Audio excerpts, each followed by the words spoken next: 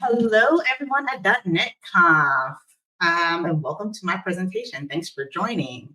I am Kaya Imani, full snack .NET developer. Yes, you heard that correctly, heavy on the snack. And I'm currently a developer advocate at Auth0 by Okta. If you'd like to learn more about me or connect in real life, feel free to scan the QR code. Now, today, I'm excited to delve into a subject that is not only very interesting to me, but is also essential in our ever-evolving security landscape. And that topic is identity. More specifically, ASP.NET Core identity. And for this talk, I'm niching down to integrating third-party services like social logins and external identity providers. Now, I polled the audience on Twitter, and it shows that a majority of users prefer social logins over other methods. There's actually real data to back up those claims as well. A study conducted by Login Radius shows that 71% of people aged 18 to 25 prefer social logins, and that number is only expected to grow. It's no secret that we all love the convenience that social logins offer, but as developers, we know there's some complexity behind the scenes to make it happen, right? Well, I actually polled developers on Twitter as well to ask whether they prefer to implement or how they prefer to implement Auth. And an overwhelming majority opt for third-party identity providers. Now, I attend and speak at conferences all over the country, and I get a chance to speak to a lot of developers about identity. And depending on their use case, I almost always suggest that they go with an external IDP or identity provider. And contrary to what you might think, it's not because I work at Auth0. Personally, I tend to avoid self-hosted identity solutions unless there's like a very specific reason not to. Not because they don't work, but because I was always pretty intimidated by them. I mean, there's a lot of code, right? And there are a lot of decisions to be made by you, the developer. And once you spend days and sometimes weeks making those decisions and implementing the solution, you have to maintain it. And that's always a headache. Now, my preference has always been to stick to what I'm good at and outsource the rest. But these new features in ASP.NET Core are causing me to reevaluate my opinion, and maybe I too can implement self-hosted identity. In our session today, we're gonna unravel the complexity. We'll explore .NET 8 identity and how it has simplified the way we integrate third-party identity services. Whether you're self-hosting using third-party OAuth or outsourcing identity to another company altogether, you should get something from this talk. We'll kick things off with a very quick overview of some of the .NET 8 updates, or some of the identity updates in .NET 8. And we'll walk through adding social logins.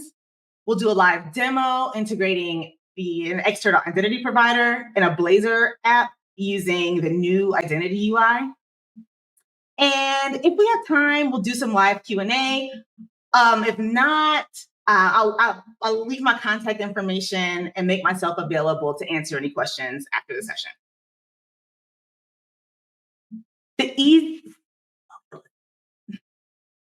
The easiest way to visualize the identity endpoint is by using a web API backend. Now, I'm not sure if you all saw the session yesterday with Stefan Halter and Jeremy Lickness. If you have, you've seen this before. This was a great session. But I won't go nearly in depth as those guys, but I will scratch the surface and provide some context. Now, identity is a built-in feature, but you'll need to opt in to use Entity Framework to manage your user stores. To do this, you'll need to download these packages to enable it. First is EF Core, which I like how Jeremy described it in his session as the glue that holds everything together. Second is a package for the implementation of EF Core. So this package is going to vary depending on which database you decide to use. So Identity provides the flexibility to tailor both user data and the database. And this is especially useful if your needs extend beyond the default offerings of the framework.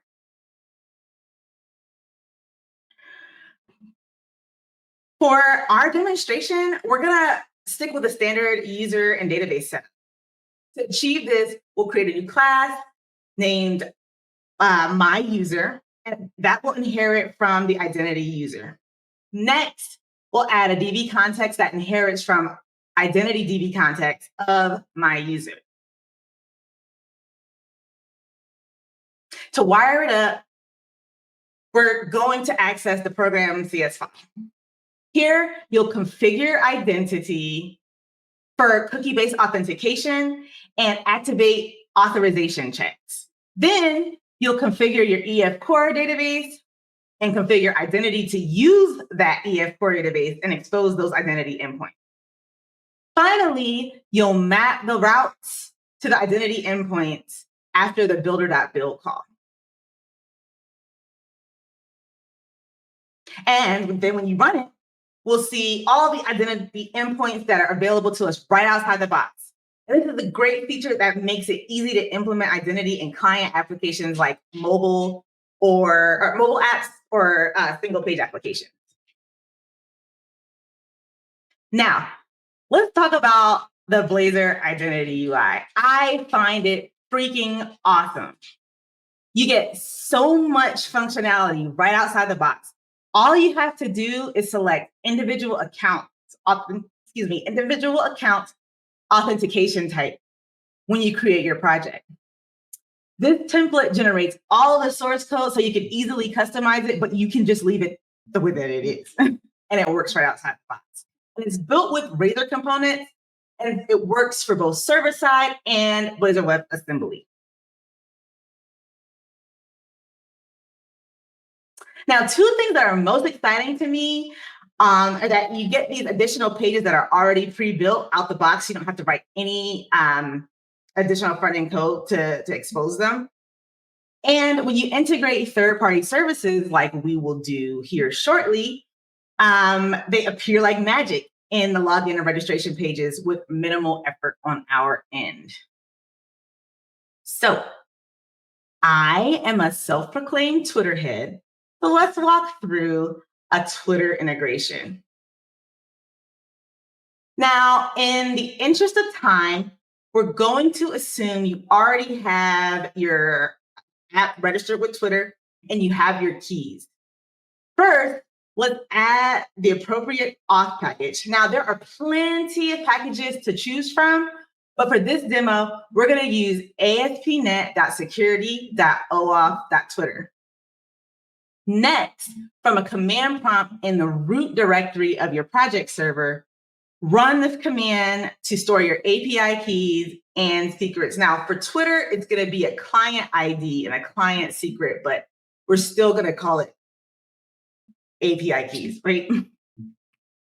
Finally, adjust the default builder services that add authentication call to include your Twitter auth. Now, we're actually going to switch to my IDE, and we're going to actually do this in real time right now. Awesome. So we've got, or in our program CS, and this is going to be on your server, right? You're not going to, like, if you do this on the client side, it won't work. So do this on your server, in your server project. So we're going to add Twitter. Oh, and I also have GitHub Copilot running. So, okay. And then we're gonna do options. And sometimes it gives us like these,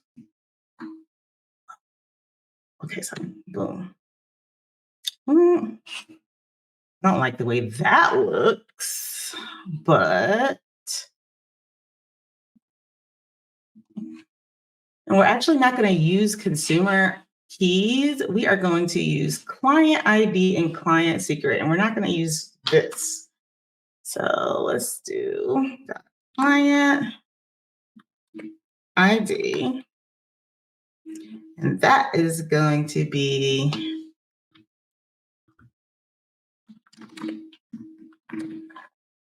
and then client secret. Sometimes GitHub Copilot works like it reads my mind, and other times it overthinks. Client secret. Boom. And then I think I need boom. Oh no. No, I don't need that. All right. So let's save and let's run it.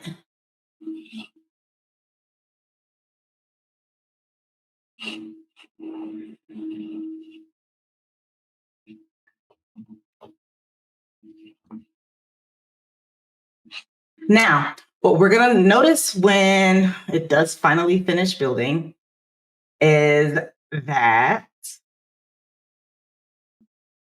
we'll see an option to authenticate in Twitter on our login and registration page, kind of like what I was showing you. So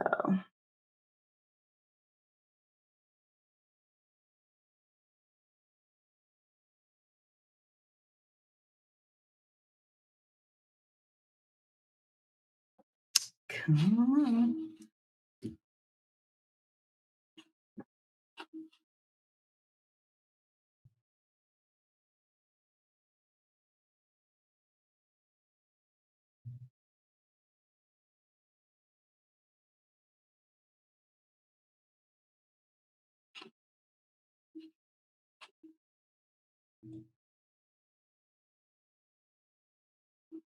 Any day now.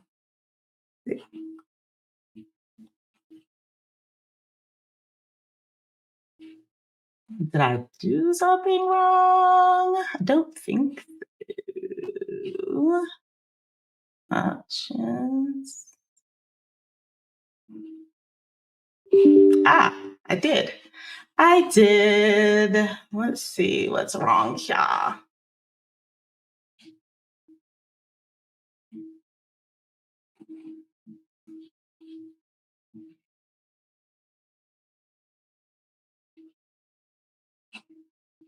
Filter configuration. Okay,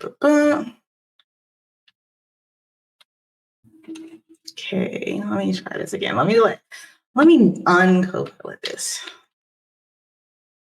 All right, let's go back. Let's do this again. Dot add Twitter. Boom.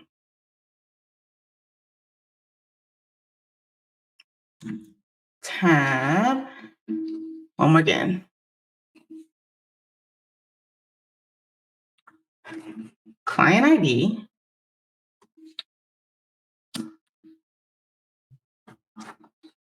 And Twitter client ID. And client secret. Oh, wait. You know what? API key and API secret. So that's how we put it in. C client.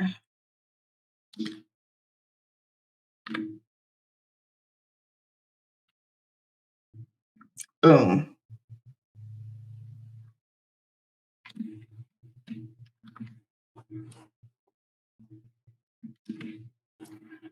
All right, let's try this.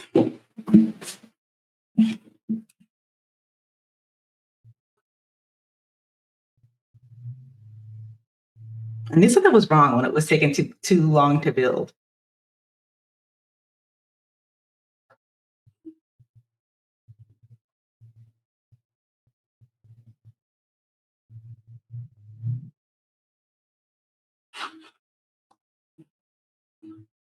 All right, here we go.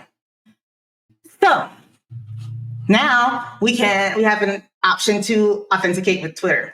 Let's do it.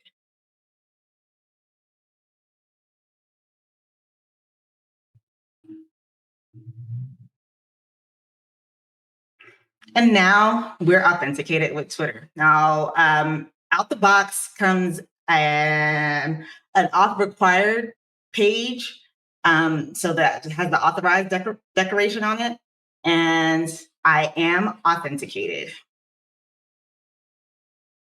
So let's go back to the slides real quick. All right.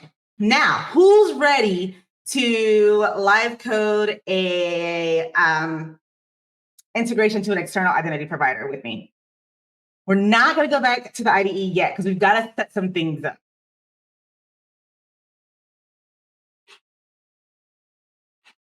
Now, again, there are plenty of third-party identity providers to choose from, and each of them have their own pros and cons. For this demo, I'm going to use Auth0 because that's what I'm most comfortable using, but there are plenty of options. Now, for the sake of time, I am going to assume that you've already created and configured your application on the Auth0 side. But if you need guidance on how to do that, I've provided a resource to get you started in the resources section at the end.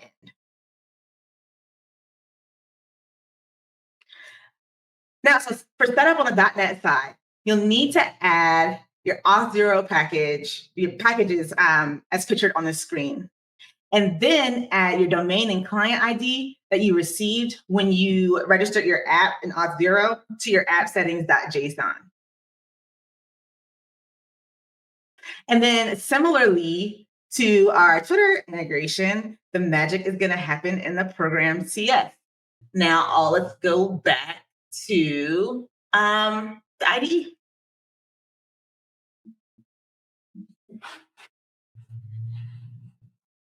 Can we go back to the live coding screen, please?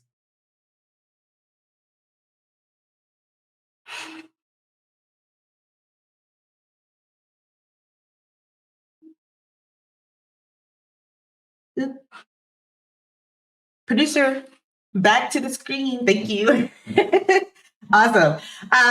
So first, we're going to tell our builder to add the Auth0 web app authentication service. So we'll do builder. Let me get my mouse right here. Builder. Dot services. Oops. Services. Dot add Auth0 web authentication. And then we're going to use options, similarly to how we did with Twitter. Options.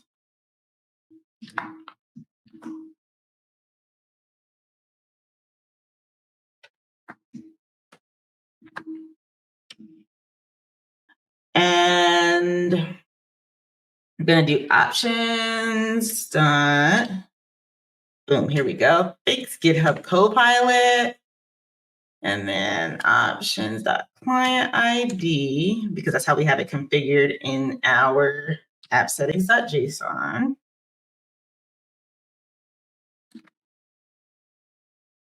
And guess what else we have to do? Nothing. We just run it. Actually, I've got to stop running it. Start running it. All right. So once it's built, we're going to notice another button next to our Twitter button.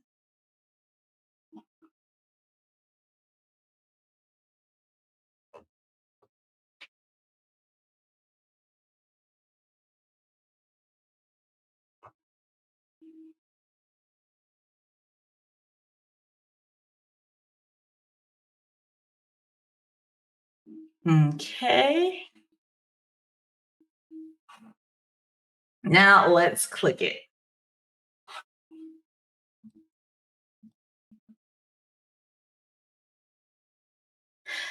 All right. Now, right out the box, we're presented with a couple of different options for authentication.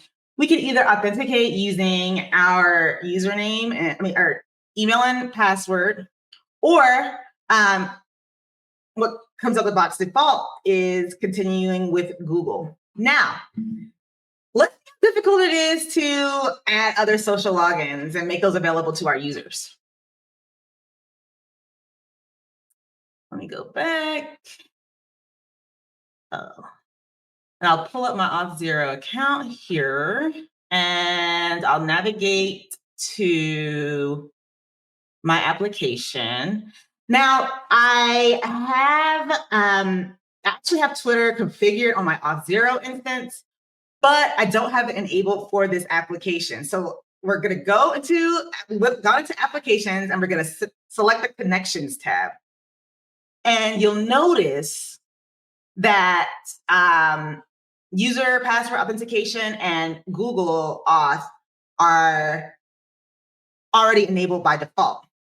But since I already have Twitter, added into my Auth0 instance, I can just toggle it on. And then I can go back and do a hard reload.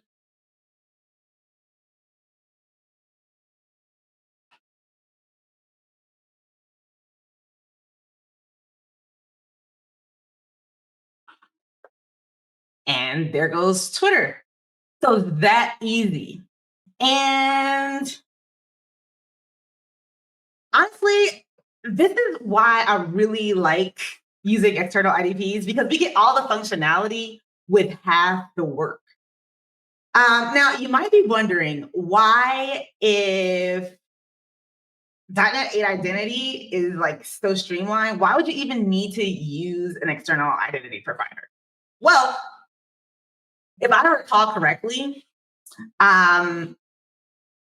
Stefan Halter mentioned in yesterday's session that one of the limitations to the map identity API is that it's designed more so for local auth. So if your use case calls for, say, like SSO, then you're probably going to want to have an OIDC provider. So that would be a use case that you would still want to use an external IDP for, even if you're using .NET 8, even though they make it super, super easy. Now, that's it for my demo. Let's pull back the slides and wrap this baby up. Thank you all for joining me on this journey through the world of .NET 8 identity. We've covered a lot today, from the basics of .NET 8 identity and the nitty-gritty of implementing third-party integrations. But wait, there's more. If you like what you saw in the Auth0 demo, you're really gonna love this. Open source Auth0 templates for .NET are here, and they make it really, really easy to get started with Auth0. You can scan the QR code for more details, and significant updates are coming to this project in the very near future, so stay tuned. I want to open it up for Q&A, but I want to make sure that you all have this QR code to link or to be able to access all of the resources that are available for this talk. And yes, we can absolutely open it up for QA now, or Q&A. Hey, thank you so much for that. That's a great presentation. So we do kind of have two questions here, and I know identity, so I have several questions to ask you as well. So this is great. So one of the questions is, and you may not know the details, is has .NET changed any of the cryptography behind the scenes, like for the signing, right? Because when you authenticate with a third party, such as Auth0, right, or the ASP.NET identity, you get a token, right? So when that token is signed, does that work across the versions? That's what I'm guessing what they're asking. You know, like if I have a .NET 7 app and I'm upgrading it to 8, right? I should just be able, like Layla said, just change the version and I'm working, right? That's my understanding, yes. Now, that that might be more of a question for Jeremy. Perfect. But from my understanding, yes, that is the case. There's not much difference in the signature. Great, great. And I was going to say, and then the other one, which is, I know I get this asked a lot too, is like, does auth mean authentication or authorization, right? Because it's a loaded word. Well, I mean, yes is the answer. It means both. So there is a difference. Authentication is who are you, and authorization is what are you able to access. So within the application. So yes, short answer. Right. Yeah. And that's one thing I would say, I'm sure you ran into this before, that even though you've authenticated the user, right? So like in your demo, you were connected to Auth0, and Auth0, you can provide whatever social identity providers like, Facebook and whatnot. That your application doesn't know it came from Facebook or Google. It knows it came from Auth0. Exactly. So now you have to map that user in Auth0 to a user in your system in order to create roles. Now we use roles in Auth0. I mean, there's a way to implement that into your application and to integrate it that way. But you can use a mix of the two if you want to manage your users locally as well. So there's different ways to go about that. Right, and that's the thing is, you like you said, it's like your application or what the problem you're trying to solve will dictate which approach you're going to take. Right, exactly. because if you have a higher security, requirements, because you have an info security team, they want to make sure that X, Y, and Z is done, or you have an external and internal users. So it's kind of it's a fun adventure, right? and a fun problem to solve. Absolutely. I think so. And you know what? Now, like with the new advances for .NET 8 identity, I'm really looking forward to kind of getting deeper into like what the possibilities are. Right. Oh yeah, and I've told people before, and this is my opinion, is like ASP.NET Identity is good for smaller applications that have a small user base. But if you need to do this at an enterprise level, then going through a third-party provider, Auth0, Okta, Entra ID, or Ping, or whatever suits your enterprise requirements is the best approach. I would tend to agree. And then there's also like if you do need SSO, that was another that came up. If you need SSO, you probably would want to use a third-party IDP. I mean, so yeah, there's different use cases for different things. I mean, yes, smaller apps, very local authentication, absolutely. Use self-hosted and use .NET 8 identity. But yes, if you want something larger, if you need SSO, if you've got many external apps that you need to authenticate with, absolutely use third party. Exactly. Well, Kaya, thank you so much for taking the time to give us a lap around all the different services. It's pretty straightforward. It's great that it's all via NuGet package, and there's great documentation out there too. Yes. Thank you so much. Awesome. For having me. Thank you so much.